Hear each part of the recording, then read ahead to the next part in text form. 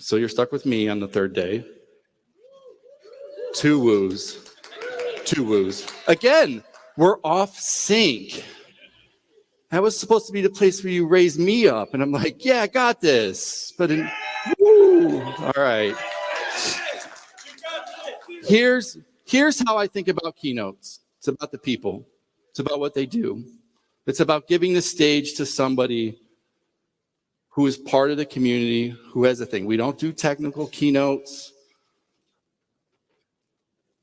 We're trying to find people that embody the things that we do, that we stand for. And I don't know how many conferences really have keynote. I just learned the other day that somebody didn't know what a keynote was. I need to do that work, I guess. But today, this morning, in a hot minute, Shaundai person's coming up, and she's going to share her story. And with that, let's give her, wait a minute, please give her a bigger round of applause than you all have set me up for this. Let's just test it. I'm going to invite some, hey, good. Oh, we're failing.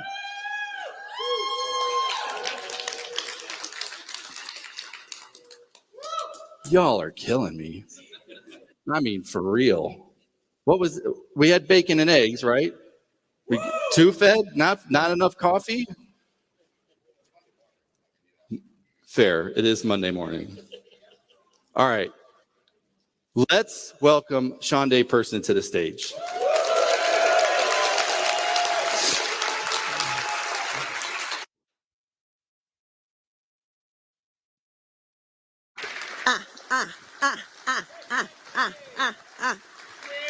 Hi, everybody. Ooh, you messed up giving me a mic. Okay, so I recognize that this is like the first hour of the first day of the first conference that you've probably been to all year. So I'm gonna make it worth your while. I'm gonna give you an option, okay? We can either talk about like tech, careers, or I can sing. Okay. Clark, drop that beat. No, I'm joking. No, I really have nothing to sing, but yes, I do. Okay, so I guess I can sing. Let's do it. When I wake up in the morning, love. Some technical difficulties. Just pretend that this didn't happen. Oh, come on. It's ruining my thunder.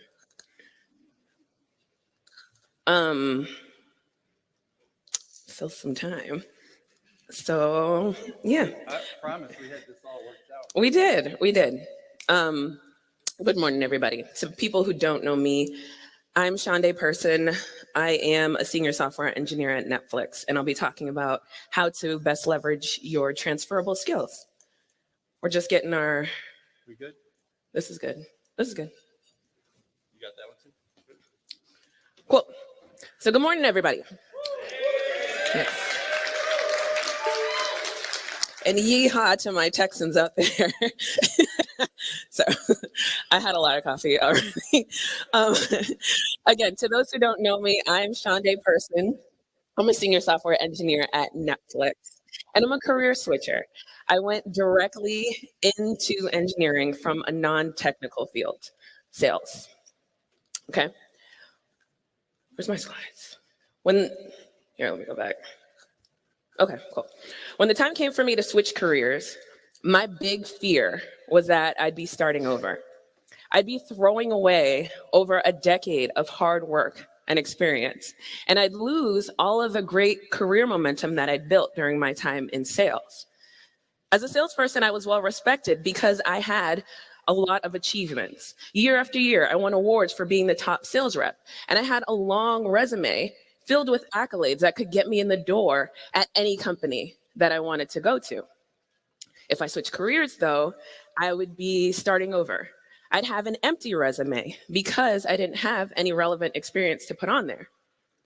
Add to that I'd be surrounded by people who did have experience, people with long resumes filled with accolades, and I'd be competing with those people for jobs.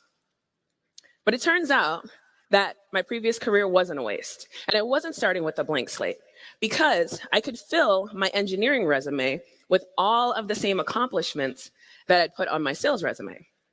Obviously, I'd word it a little bit differently, but I could repurpose those skills that made me a successful salesperson to position myself as someone with the potential to make an exceptional engineer. And that's exactly what I did. When I was hired as a junior engineer, it wasn't because I had gone back and gotten a CS degree, or because I had gone to a boot camp, or because I had somehow gotten years and years of experience overnight, because none of that was the case.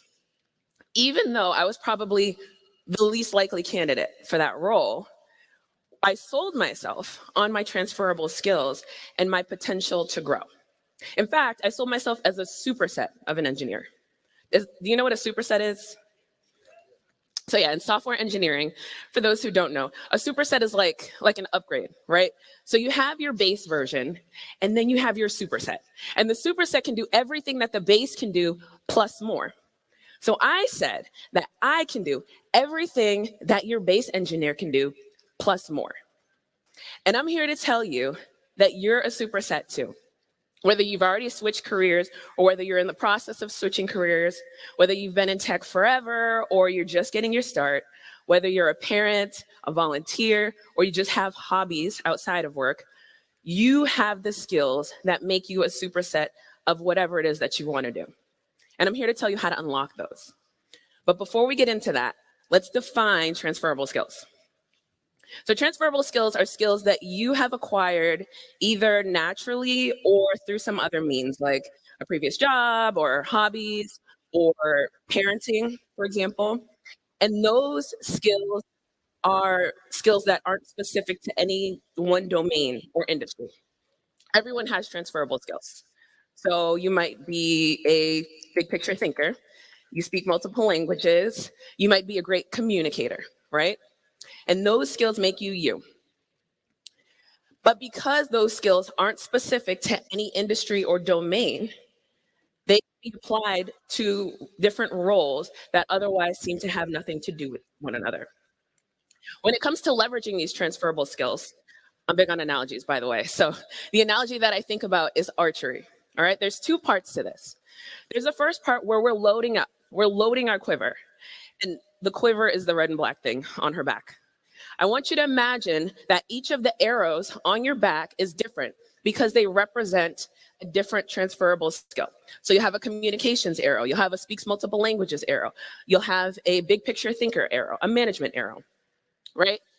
And one part of the process is where we're figuring out what the skills are that we're putting on our backs, right? So we're arming ourselves with our skills.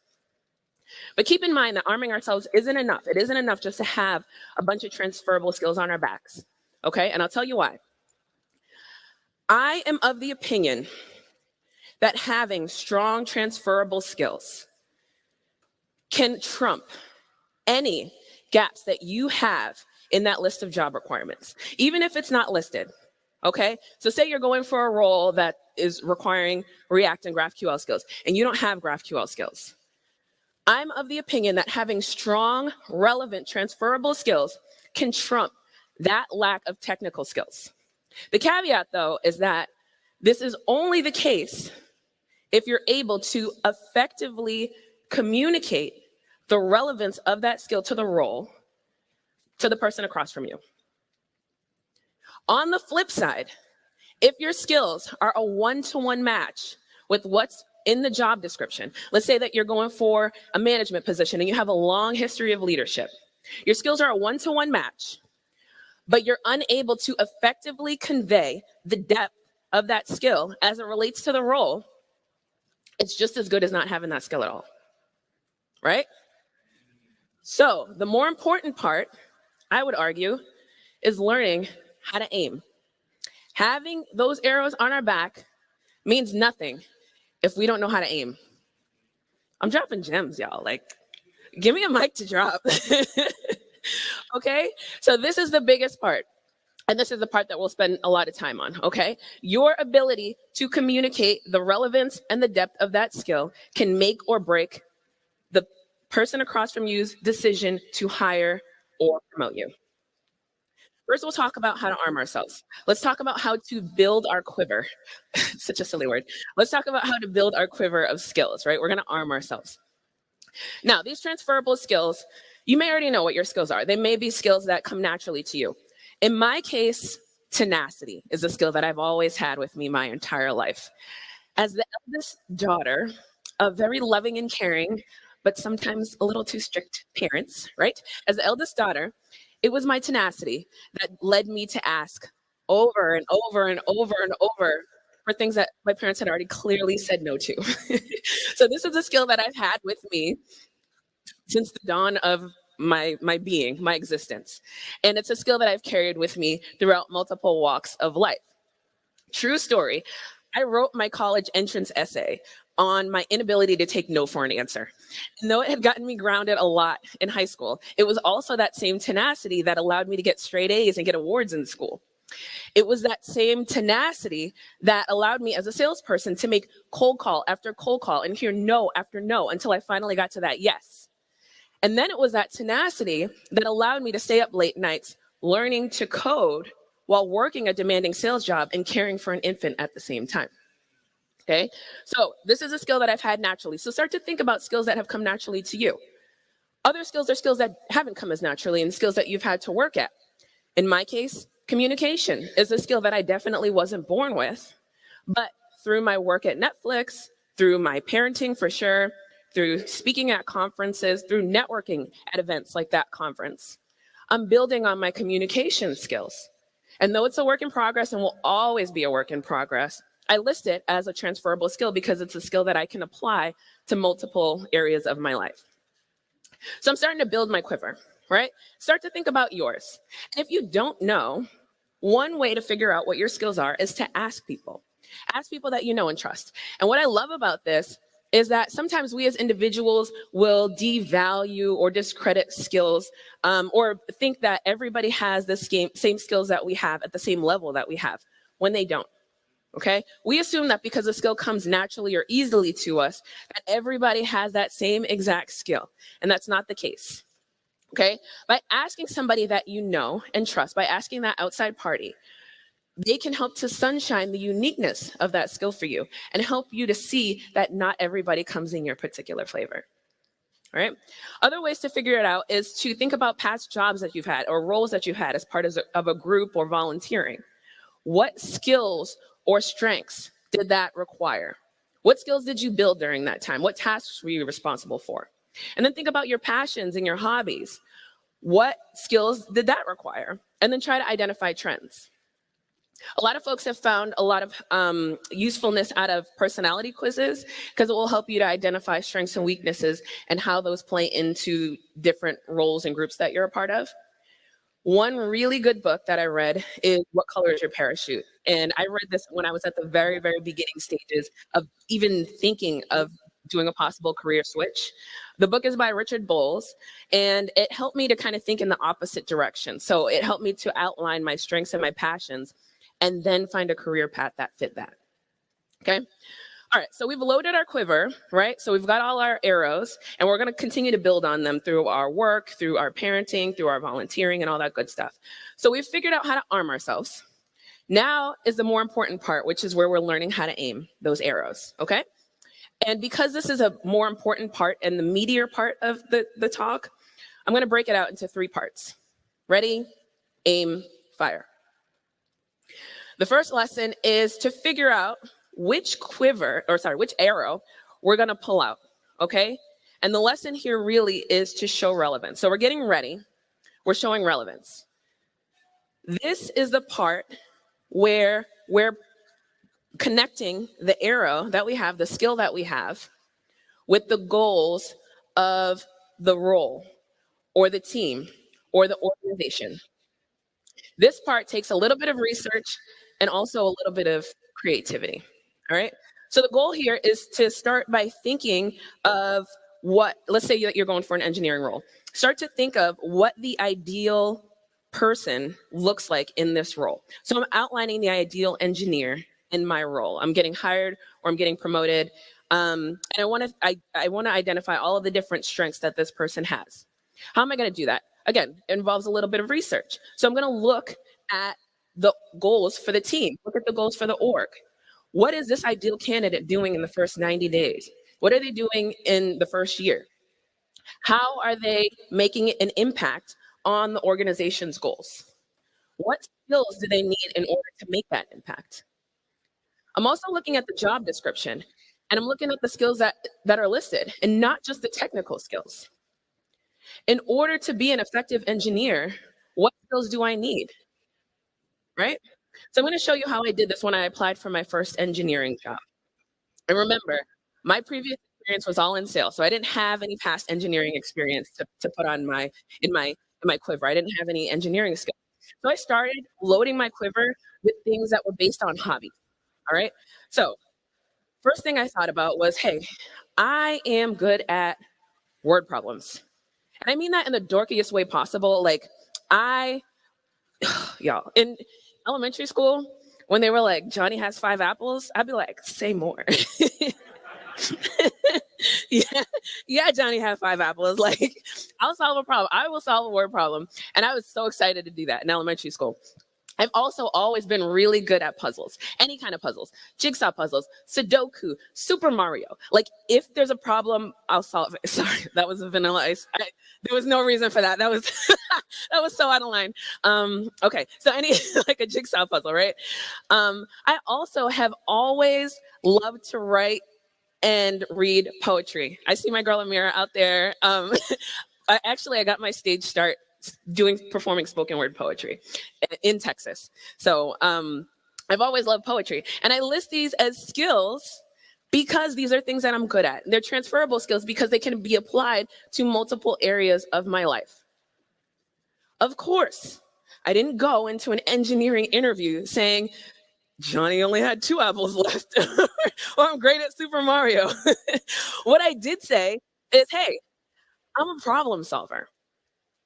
Hey, because I'm good at puzzles, it shows that I'm great at finding and matching patterns. I really love rhythm, and that's what I love about poetry. And I also love the process of creative writing. Rhythm is a form of pattern matching, and obviously, creative writing is a form of creativity. What you see on the screen are all skills that make a great engineer. So again, this is where I'm aligning the skills that I have, my transferable skills, with that ideal candidate for the engineering role. As an engineer, I'll need to solve problems. I'm debugging. I'm matching patterns in order to create and architect sustainable, manageable code that's scalable in the long run.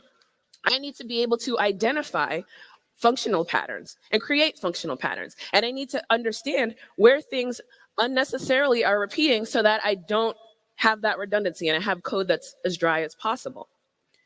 All right, so pattern matching is important. Also, especially as a front-end engineer, I need a level of creativity because I'm working hand in hand with the designer to craft user interfaces that are the most effective and useful for our customers, right? So again, I'm matching all of these skills with what I deem to be a good engineer. There's an art, though, to this, okay? Because, yes, in general, these are skills that make a good engineer. But remember, our goal is to show relevance. And I've done my research about what the goals are for this team, for this org, for this particular role, for the person that's good in this role. So let me give you an example of where not all of this might be relevant. Let's say that I'm going for an engineering role where I'll be maintaining the front end of the United States Postal Service website. They haven't updated their website in 483 years, okay? So if I go in there and I'm talking about, ooh, I'm up to date on the latest, most modern React frameworks, and I can craft the most modern website, they'll shoo me right out of the room because, girl, we don't need that. We just need somebody who can figure out what's going on here and, click a couple buttons, solve a couple problems. So I'll talk about pattern matching and problem solving, okay? Again, you want to show relevance. All right, so we selected our arrow. Now is the part where we're going to aim it. And the lesson here is to sell on value and not features, okay?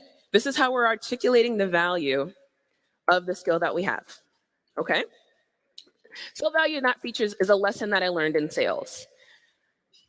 When I was in sales, I sold everything from nail polish to bed sheets to knives to consulting services to software, right? It's a little known fact that for a very short time, I sold cars. Sold cars. Nissans and Fords. Bruh. It was a short time though. It was a short time because I was bad at it. Like I was bad at it, okay? If you were lucky enough to come onto the lot and I was your salesperson, I would literally read every little bit of that window sticker to you, down to, oh, girl, and this car has anti-lock brakes, and if you press the button, the window goes down, and if you push this button, the lever, the seat goes back, and people would just like, they don't need me to read the window sticker to them, so I didn't sell a car, okay? I didn't sell one car. I wasn't doing anything to make the sale unique. I wasn't doing anything impactful for the buyer. And think about it. So often, this is what we do with our resumes. We slap a window sticker on a resume with a list of skills. Great communication skills, has tenacity, 100% react, whatever that means. And we slide it on over to the hiring manager and expect them to deduce that we are uniquely qualified to do the job. They're looking at thousands and thousands of other resumes that have that same menu of qualifications, and they're supposed to pick us as the person who's best for the job. So I want you to take this concept as you're applying for your next role or promotion. The typical car salesperson only has a handful of products that they're selling. Might vary between make or model, but in general, just a small handful of products that they're selling to a wide variety of people. From sale to sale, the features aren't different. The features of the car are the same, but what's different is the person, the customer's reasons for buying, right? So it's up to that salesperson to determine what's interesting and useful and impactful for that customer, and to be able to really push on those features in a way that the customer can receive it. I'll give you an example. Let's say that I'm a car salesperson, a better car salesperson, and I'm working at XYZ Auto, right? I'm selling this very stylish car, but I'm selling the same exact car to everybody, right? My first customer, Craig, comes onto the lot, and through conversation, I find out that he's just here killing time while his wife is on a mommy-daughter date. I also find out that his wife is very heavily pregnant, so as I'm selling him a car, I'm going to speak to him because I can tell that he's a family man. I'm going to speak to him as somebody who also values family, right? So knowing what it takes to be a parent and knowing what it takes to buy a vehicle as a parent, I'm going to push on the safety features of this car. Now I'll talk about the anti-lock brakes, okay? I'll also talk about, because he's going to add a new car seat to the car, how spacious the car is. As a fellow parent, I can understand that you don't want to lose your entire identity in parenthood. Parenthood is the most important job in the world, but you also still want to maintain your identity as an adult and as a human being. So I'm going to convince Craig that this car represents exactly who he is. A very responsible father, but a responsible father with style, okay? See, that's going to be very different from the way that I talked to Felicia about her car. So Felicia, she is also a family person. She's married with kids, but her kids are a little bit older, so she's in a different stage in life. In fact, Felicia's youngest just graduated college. Pause.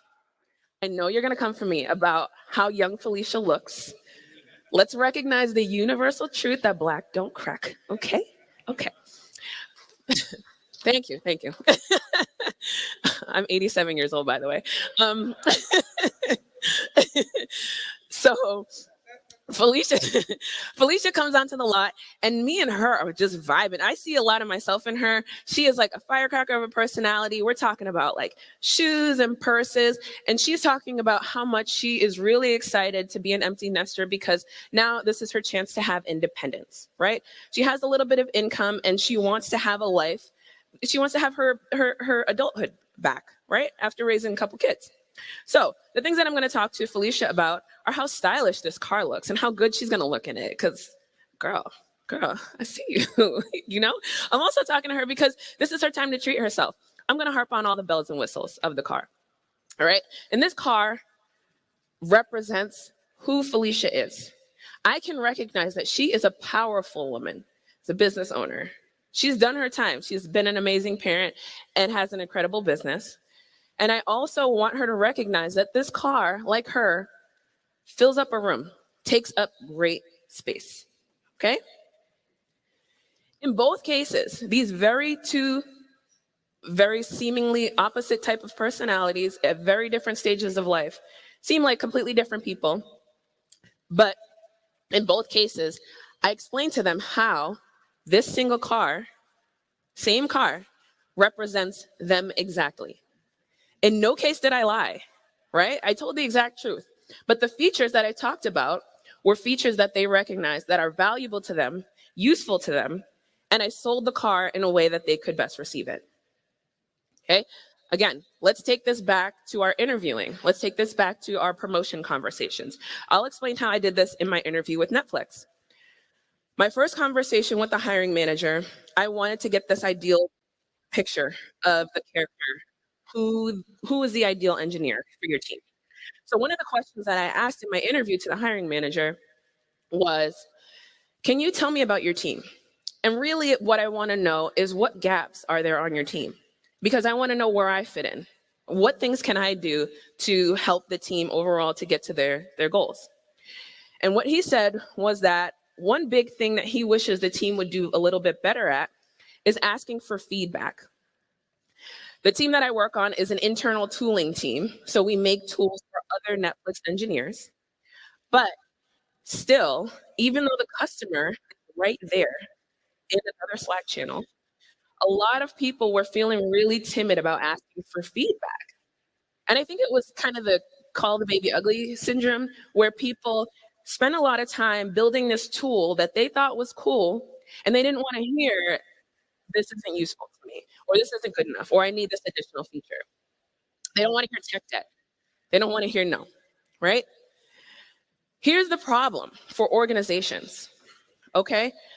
When you're building a tool, so much time goes into it. So many other resources, human resources, which is the most expensive resource at a company, goes into building that tool. If you're not asking for feedback, if you're just building the tool in a silo, the tool that you think is cool, and never asking for validation that this tool is actually something that's working or useful, you're spending all of this revenue spending all of this money on things that you'll never actually see, the company will never actually see revenue from, right? So this is where we have declining profits that turn into sad times, layoffs, and those types of things, right? So I get the wheels turning, and I'm like, which arrow am I gonna pull out? I pull out my communication arrow. Why? Because feedback is a communication issue, right? Just as easily as I could have said, I have great communication skills, or just put that on my resume, I decided to sell on the value, not the feature, okay? So here's exactly what I did. I breathe feedback. Feedback is my life's blood. It's my passion. And the reason that I care about feedback is because I understand how important it is to an organization to get the feedback. Okay, what I'm gonna do is I'm gonna go validate with the customer what they want, identify the things that they need, build out a spec, then go back to the engineering team with all that feedback, build a small MVP, minimum viable product, and then use a little bit of time, a little bit of resources, put it together, and then bring it right back to the customer and ask for more validation, more feedback. Does this product work in the way that you intended it to? Does it still fit the workflow that you imagined? Now that you actually have your hands on it, is it useful to you? Are there any features that we've built here that you would never use? Or is there anything that we haven't included in this spec that would be useful to you and would make an impact on your world? All right. And then I'll take that feedback and I'll bring it right back to the engineering team, and then we'll work on our V2 and repeat, rinse and repeat, right? So do you see how that sounds so much better than saying, hey, I've got great communication skills, right? Okay. So that's our selling value. This is how we aimed. Our next step is where we're going to fire, right? And this is the avenue that we're going to get the arrow across. The lesson here is to tell a story. And really what I mean is to be a human. This can sound very obvious, but it is so easy to overlook, especially in our industry of technology, right? And in this day and age where there's so much data coming into these managers, these recruiters, it's so easy to filter that data out, so easy to turn off the screen, so easy to hit unsubscribe. The way that you stand out is to be a human. And you be a human, one avenue of this is by telling a story, okay? Stories are a fundamental part of being human. Throughout history, we have told stories to share, we humans have told stories to share information with one another. In ancient times, people told stories of gods to explain the way that the world works. Today, there would be no Netflix, there would be no entertainment industry if we didn't see ourselves in the characters, imagine ourselves in those stories, and imagine the possibility of worlds that we never know if they could have existed, right? Storytelling is a way to create an emotional connection between the listener and the storyteller that's impossible to derive from written text or bullets on a resume. In a good story, the listener can see themselves in the story. They can imagine themselves in that world. And that makes the storyteller more relatable and makes the information more memorable. So this is applicable when it comes to applying for jobs and promotions. Think about it. If you're applying to a job and you're just meeting this person for the first time, you're applying for an outside job, you have max an hour to get this person to remember you, to stand out from all of the other candidates. How are you going to be memorable? You're going to tell stories, okay? Your goal is to get that person across from you to imagine a world, imagine a future that's so beautiful, so great. Okay?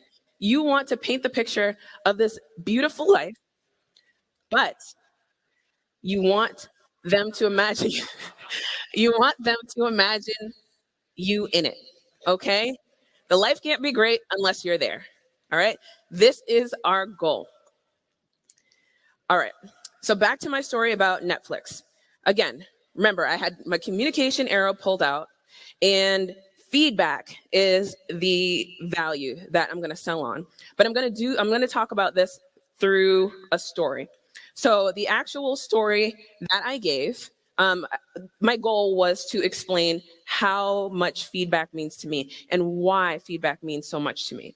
And when I leave the room virtually, I want this hiring manager to remember me as the person who is very uniquely qualified above anybody else that you're speaking to fill this gap on your team of feedback. So I went back to my stories about sales and I said, hey, you know why feedback is important to me? Because as a salesperson, I was the first point of contact for all the customers. I was the one who got all the feedback, but I wasn't the one who could do anything about it. Okay? My income was directly correlated with how many sales we could make, right? And how impactful the product is. And so if we're not building a product that's useful to our customers, I'm not able to feed my kid. Okay? I hear when the product is doing great things. I get to hear when people are buying. I get to experience that, right? But I also hear when the product isn't serving our customers in the way that we need it to. And what I do with that feedback is I take it and I'll bring it to the customer success manager, who brings it to their manager, who brings it to the product manager, who brings it to the engineering manager, who brings it to the engineering team, who puts it on the backlog. And then it never gets touched. By the time it gets there, the feedback's been so watered down that it ends up getting qualified as like a nice to have. Meanwhile, me sitting in my sales seat, losing big deal because we're not building the product that's useful for the customer, I'm not able to pay my bills. I'm stressed out because my son has daycare bills due. And I'm seeing that a couple quarters from now, we're probably going to have to announce some layoffs, right? Feedback is important to me because I understand that if we're not serving the customer and we're putting extreme amount of money into these engineering resources, but not building something that the company is going to get revenue from, we're never going to make it, okay? So I understand the impact that asking for feedback has on the business. I could have just as easily said, I have 100% communication skills, but that wouldn't have been memorable and that wouldn't have stood out. So take these same concepts as you're going through your promotion and hiring conversations. The last thing that I want to leave you with is to shoot your shot, okay? A couple of months ago, I saw a post on Twitter from one of my good friends, and they were looking for a job. And a light bulb went off in my head because I was like, oh my gosh, there's an amazing role on my team that I think they would be a perfect fit for. So I reached out, I sent a DM, and I was like, hey, would you consider being on my team? Like, would you ever consider applying for this role? And their response was, this is my dream job. Can you give me 2 months and then I'll apply if the role's still open? And I was like, 2 months? No, like there's already thousands and thousands of people who've applied for it. What do you need 2 months for? And they were like, I'm just not ready. I need to study a little bit more. I don't want to blow it. And I totally get it. So I gently encourage them, hey, listen, I think now is your time. I think you need to do it. But the encouragement didn't work. And so often I see the same thought process where we feel like, I'm not ready. I'm not ready to do it. I've never done this thing before, so I can't try. Or I don't have enough experience, so I shouldn't try. I've done this, which is kind of similar, but it's not that, so I shouldn't try. And we immediately back out of things before we've even taken our shot, right? This conversation eats me up so much because when I was applying for my job at Netflix, or I'll tell the story, but it wasn't really applying. When I went to apply for this job at Netflix, my hiring manager actually gave me the same pep talk, and I took the bait. So here's what happened. I saw a post about this job opening at Netflix, and I was like, ooh, this is perfect. Well, almost perfect. It's the perfect team. It's the perfect tech stack. It's the perfect product. It's the perfect manager. It's the perfect company. But it's not the perfect time, right? Because I need more. I need more experience. I need more books. I need more courses. I need more referrals. I need more of something. I'm not ready yet. I'm not ready yet. So I reached out to the manager and I was like, hey, you didn't ask, but I'm not ready. But is there going to be another position open in maybe like 6 to 12 months? And could we talk now so that I understand what things you're looking for, what you'll be looking for on your team, and so I can build on my skills. I can arm myself with more arrows. I can take more courses, and I can make sure that when the next role comes up, I'm going to be perfect. I'm going to be a shoo-in. I'm going to have everything all prepared and all set so that I can apply for this role. He was like, okay, great, let's have a conversation. And in that conversation, his advice was to shoot your shot. Shoot your shot. He's like, the worst thing that could happen is that you'll hear no, right? But they'll give you feedback on the things that you need to work on so that you'll make it in the next interview. So they'll give you all the answers that you're looking for, right? So I was like, okay, cool. And he was like, and it'll be great practice interviewing. And I was like, practice interviewing with my dream job? Are you mad, Sarah? Like, what? I would be devastated to hear no, devastated to hear no. Okay, but what he said made so much sense. Because how arrogant of me to think that another opportunity would come. How arrogant of me to think that in 6 to 12 months, everything would be perfect. It'd be the perfect time. I'd have all of the courses all under my belt. All of my past 6 months would have been perfect. My son would have been acting perfectly. I would have never had a problem. And my whole life would be all put together and I'd have all the referrals and everything. And the time would be absolutely right. The audacity, right? And if I think about my future, worst case scenario, there are two paths that I could have taken, right? I could have taken the path where I just assumed that, yeah, hey, an opportunity is going to come and the time is going to be perfect, right? And then I could have spent the rest of my life wondering what if? What if I tried? And I would have never did anything. Or I could have taken the path where I shot my shot, where I tried. I heard no, I was devastated, but I grew from it, right? Because you know your girl gonna grow. I grew from it. So I chose to grow. I'm here to tell you that if you have something that you really want to do, but you're afraid to do it scared, okay? A lot of times, we will disqualify ourselves before we even enter the race. We make all these excuses for why things won't work out before we've even tried. Okay? Have confidence in your skills. And this doesn't mean lie about your skills. It doesn't mean exaggerate the skills, because we're not trying to convince people that we have more experience than we have. But what we want to do is we don't want to shrink ourselves. We don't want to devalue ourselves so much that we never try in the first place. So shoot your shot. A lot of people ask me, Shaundai, how can I do exactly what you did? How can I repeat that? Because this is what I want to do. Okay, you followed you did the path. That's what I want to do. My answer is you won't. Hear me out. Hear me out. You won't. My journey looks like no one else's.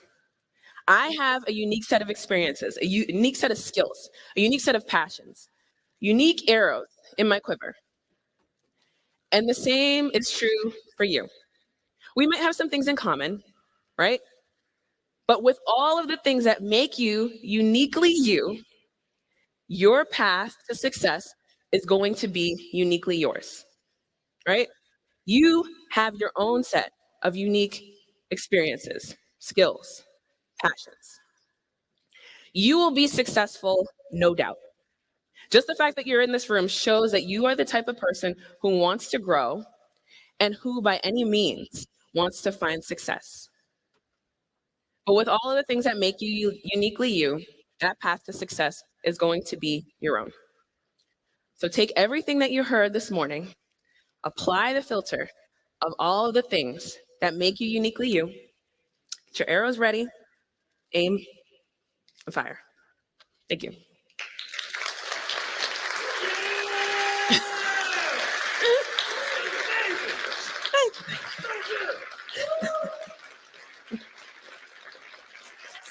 Can I take this? Hey, Clark.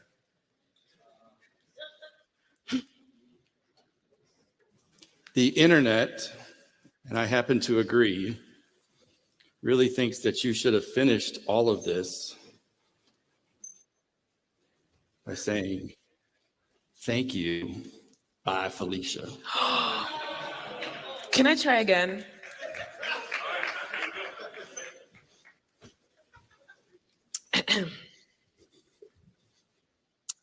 So take everything that you learned today. Okay. Can I drop this? Because I'm about to. I'm gonna do it. I'm gonna do it. I'm gonna do it. Don't answer, because the answer is yes. And fire. Bye, Felicia.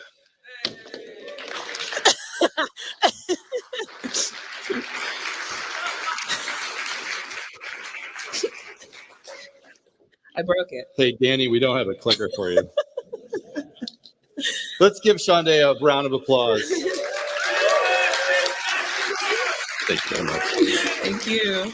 Thank you. She's going to stay up afterwards for questions and all that. So, what's Yeah. that? Do you hang here?